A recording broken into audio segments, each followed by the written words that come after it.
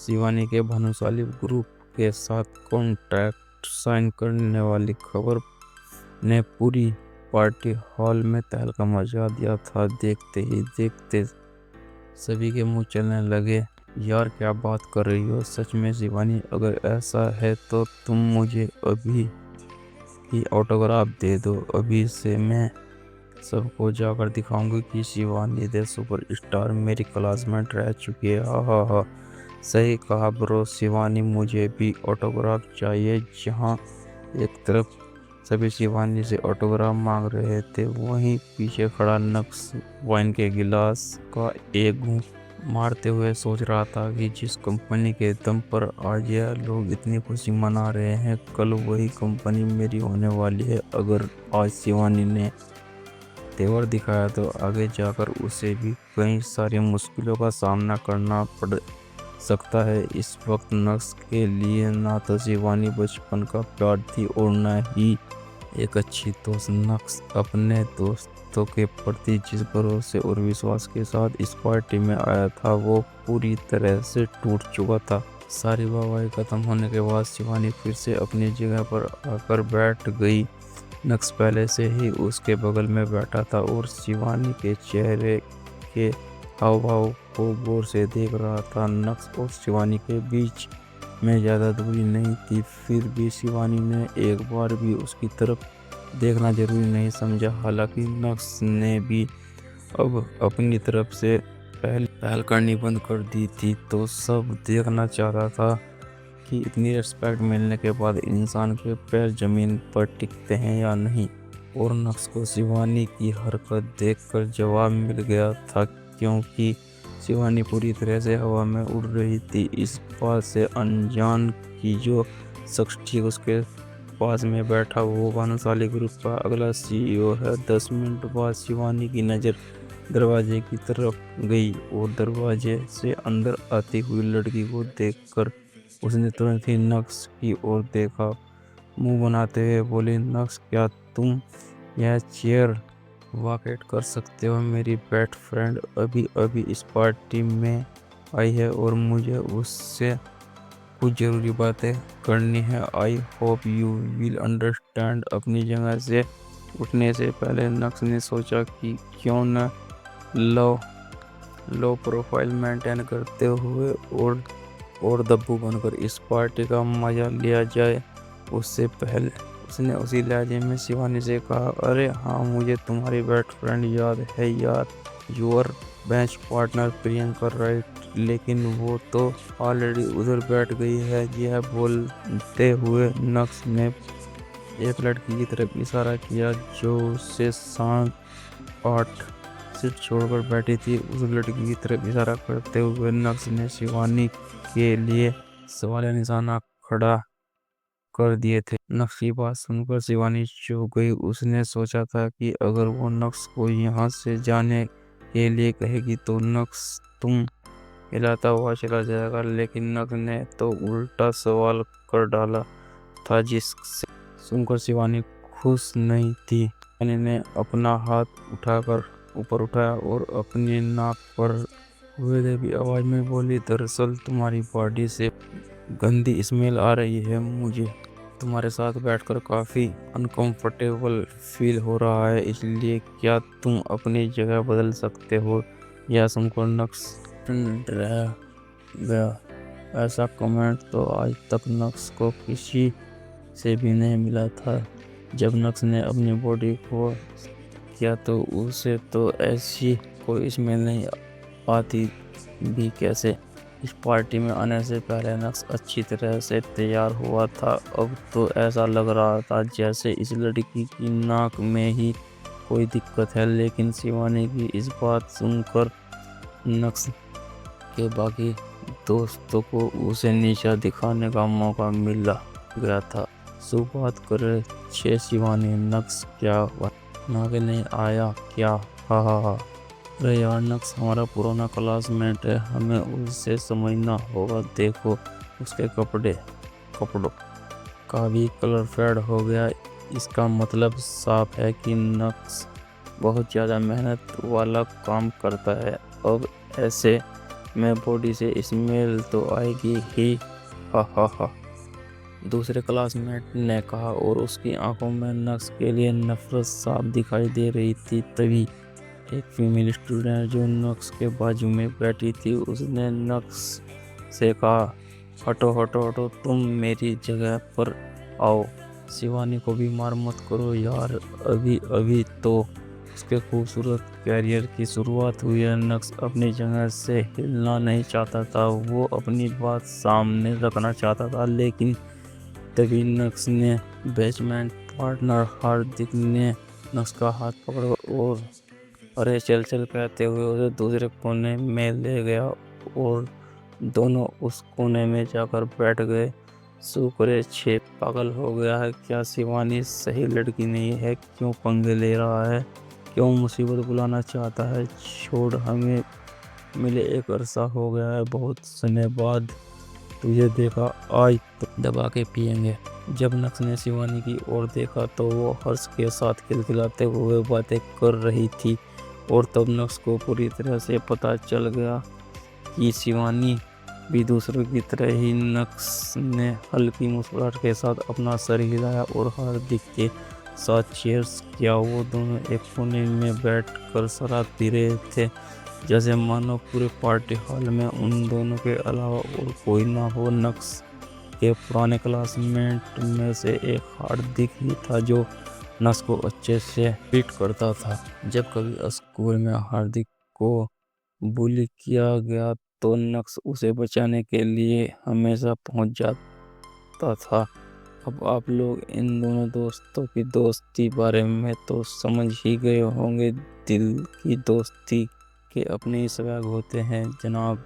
Lunch की अभी शुरुआत ही हुई थी कि लेकिन उससे पहले ही ज़्यादातर लोग नशे में डूब चुके थे और आपको तो पता ही है, नशा होने के बाद लोग कैसी कैसी हरकतें करते हैं। डिमांड्स आने लगी थी, कुछ ऐसा ही यहाँ हो रहा था। कोई कह रहा था कि डीजे वाले बाबू मेरा गाना बजा दे, कोई कह रहा था कि नो गाना ओनली खाना, कोई कह रहा था कि चलो चलो गेम खेलते हैं। मतलब हर तरफ से डिमांड आना शुरू हो गई थी। इसी बीच सबकी नजर शिवानी पर पड़ी और उन्हें याद आया कि शिवानी तो स्कूल के समय में ही डांस कर रही है। अब सब मिलकर शिवानी को चीयर करने लगे। शिवानी, अब तो तुम स्टार बनने वाली हो, तो तुम्हें हमारे लिए एक स्टार परफॉर्मेंस तो देनी पड़ेगी। ऐसे कमेंट सुनकर शिवानी का चेहरा बल्स करने लगा था। हालांकि शिवानी ने भी बहुत ड्रिंक कर रखी थी, वो काफी टिप्सी फील कर रही थी, लेकिन जब सभी की तरफ से रिक्वेस्ट आने लगी तो शिवानी अपनी जगह से उठी और उसके कदम स्टेज की तरफ बढ़ने लगे थे। शिवानी को स्टेज की ओर जाता देख सभी जोर जोर से चिल्लाने लगे थे। म्यूजिक की शुरुआत हुई और शिवानी ने अपनी नशीली आंखों से हरकत करना शुरू किया। आधे से ज़्यादा लोग तो उसकी चमकती आंखों की रोशनी में ही डूब गए थे। एक तरफ शिवानी अपनी कमर लचका रही थी तो दूसरी तरफ सारे मेल बॉयज भी अपनी अपनी जगह पर खड़े होकर लटके झटके मार रहे थे। और ओह ओह, कातिल हसीना ने पार्टी हॉल का पूरा माहौल ही बदल डाला था। शी इज हॉट, मैनेजर ये not only hot but way more beautiful. अब लोगों के मुंह से कुछ ऐसे कमेंट्स आ रहे थे और उनमें कोई शक नहीं कि शिवानी पहले के मुकाबले अब ज़्यादा ही अट्रैक्टिव हो गई थी। शिवानी के डांस के बाद कुछ लड़कों ने भी स्टेज पर ताबड़तोड़ परफॉर्मेंस दी और करीब 4 बजे तक पार्टी कुछ इसी तरह चलती रही। चूँकि आज की पार्टी में क्लास मॉनिटर और क्लास टीचर ने शिरकत नहीं की थी, इसलिए सभी ने डिसाइड किया कि कुछ दिन बाद वो लोग फिर से ऐसे ही एक न्यू पार्टी अरेंज करेंगे।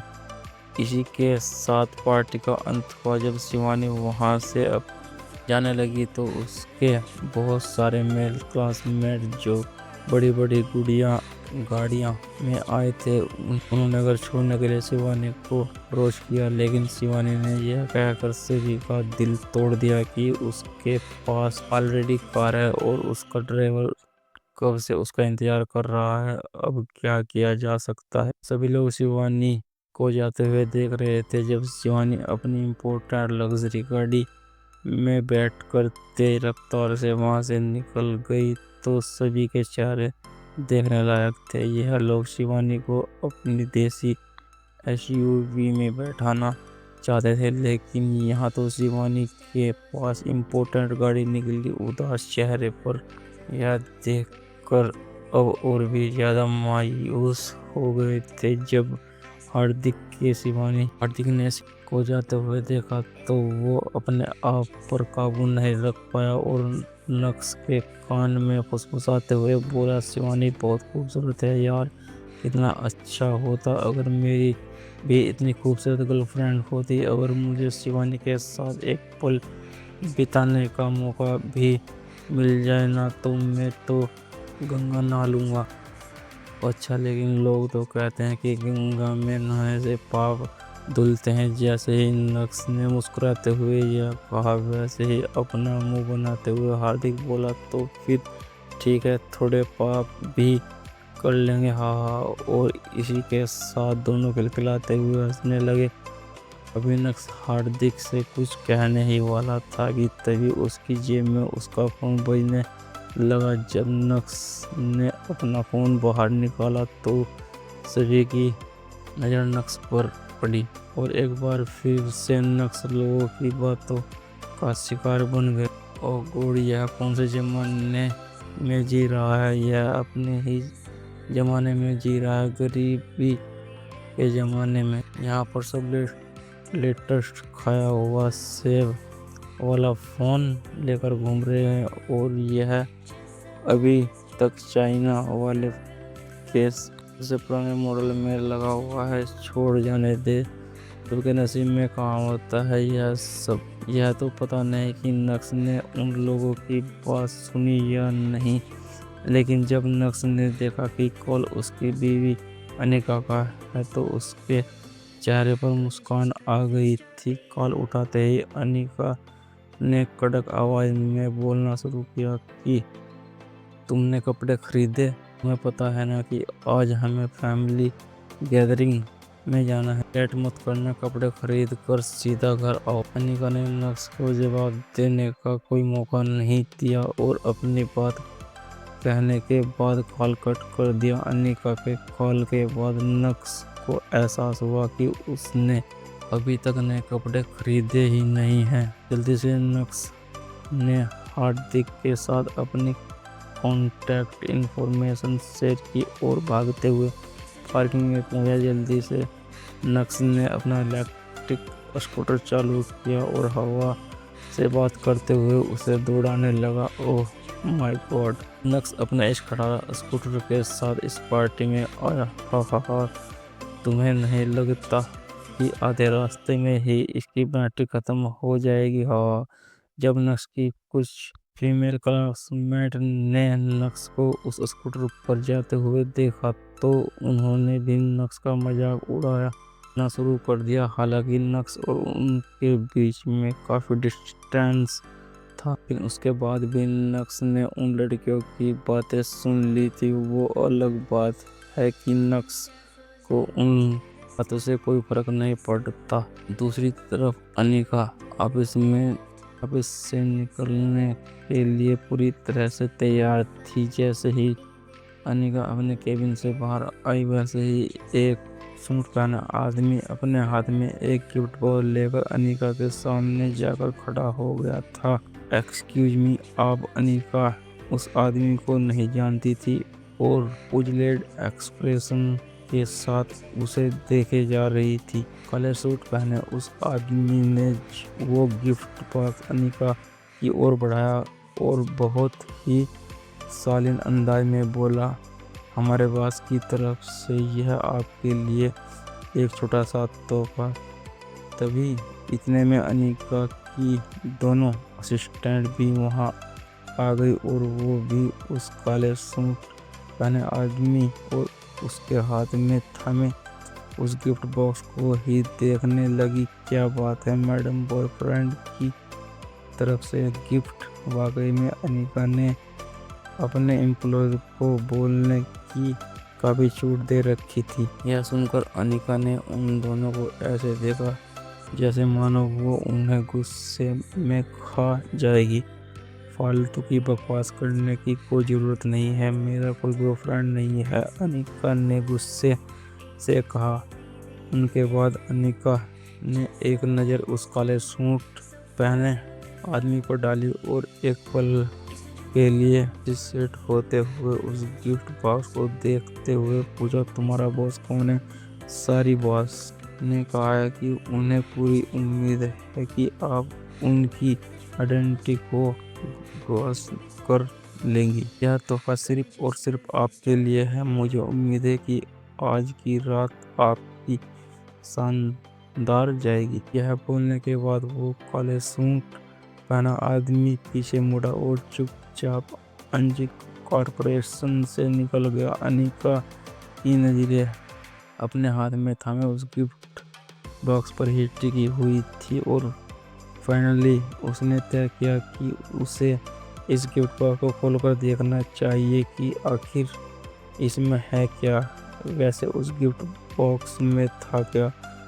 सूरत शहर में ऐसा कौन सा बाज आ गया जो अनिका को गुमनाम टोपी भेजने लगा? अनिका को समझ नहीं आ रहा था कि उसे एक्साइट होना चाहिए या नहीं, क्योंकि वो इस गिफ्ट बॉक्स से के सेंटर को नहीं जानती थी। खैर, अपने कॉन्फिडेंस फ्यूजन को साइड में रखते हुए जैसे ही अनिका ने उस गिफ्ट बॉक्स को खोला वैसे ही अनिका दंग रह गई। उसकी दोनों सेक्रेटरी जो ठीक उसके पीछे खड़ी थी वो भी अपने आप पर काबू नहीं रख पाई और चिल्लाते हुए बोली, ओ माय गॉड, यह तो ड्रीम लवर नेकलेस है। ओ माय गॉड, अपनी कंट्री में ऐसे सिर्फ 10 रेयर डायमंड नेकलेस हैं और एक नेकलेस आज मैडम के पास आ गया। वो मैडम, आपका बॉयफ्रेंड तो बहुत अटेंटिव है, दूसरी सेक्रेटरी ने कहा। अनिका की नज़र जैसे ही उस नेकलेस पर पड़ी वैसे ही उसे पता चल गया था कि यह एक असली ड्रीम लवर नेकलेस है, क्योंकि उसे यह नेकलेस बचपन में ही बहुत पसंद था और उसे dream lover rear diamond necklace के बारे में डिटेल जानकारी भी थी। अभी तो नेकलेस उसके हाथ में था, वो डेफिनेटली एक जेन्युइन ड्रीम लवर था। अनिका की आंखें उस गिफ्ट बॉक्स रखे रेयर डायमंड नेकलेस से हटने का नाम नहीं ले रही थी। उसे यह सब काफी अनरियल सा लग रहा था। वो सपना तो नहीं देख रही थी। आखिर ड्रीम लवर नेकलेस उसे किसने दिया होगा? कौन दे सकता है? क्या वो विमान हो सकता है? लेकिन विमान के लिए ड्रीम लवर नेकलेस खरीदना इतना आसान नहीं होगा। अगर होता तो वो उसे पहले ही दे देता। कहीं ऐसा तो नहीं कि विहान को नक्श की बातों का ज़्यादा ही बुरा लग गया हो और वो अनिका के सामने अपने आप को मान बनाने के लिए अपनी सारी स्विंग ड्रीम लवर में लगा बैठ। यह सब सोचते हुए अनिका के दिल में कुछ कुछ होने लगा था और यह कुछ भी हान को लेकर हो रहा था। अनिका अंदर ही अंदर बहुत टॉर्चर फील कर रही थी। अगर आज की फैमिली गैदरिंग में अनिका ने यह ड्रीम लवर नेकलेस पहना तो वो अपने खानदान की पहली औरत होगी जिसके पास इतना बेशकीमती हार है। अनिका मिसाल बन जाएगी, खानदान उसे हमेशा याद रखेगा। यह सब सोचकर अब उसे और भी ज़्यादा एक्साइटमेंट हो रही थी। दूसरी तरफ नक्श कपड़ों को लेकर बहुत परेशान हो रहा था। उसने मॉल में मोस्टली सारे आउटलेट्स को कवर कर लिया था।